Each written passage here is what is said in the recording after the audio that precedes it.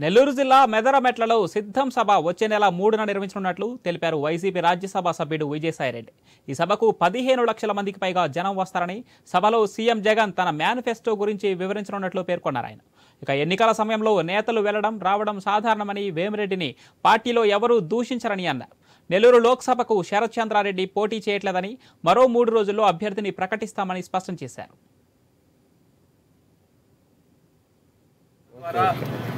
రాష్ట్ర వ్యాప్తంగా ప్రజలందరికీ కూడా గౌరవ ముఖ్యమంత్రి వర్యులు 4 సంవత్సరాల 10 నెలల కాలం అందించినటువంటి సుపరిపాలన, బడుగు బలహీన వర్గాలకి, మైనారిటీస్కి, ఎస్సీలకి, ఎస్టీలకి అందరికీ కూడా మనం ఇచ్చినటువంటి భరోసా పథకాలు అన్నిటినీ కూడా బాగా వివరించేటటువంటి విధంగా రాబోయేటటువంటి సార్వత్రిక ఎన్నికలకు సిద్ధం కండి అన్నటువంటి విషయాన్ని ప్రజలకు తెలియజెప్పేటటువంటి ఉద్దేశంతో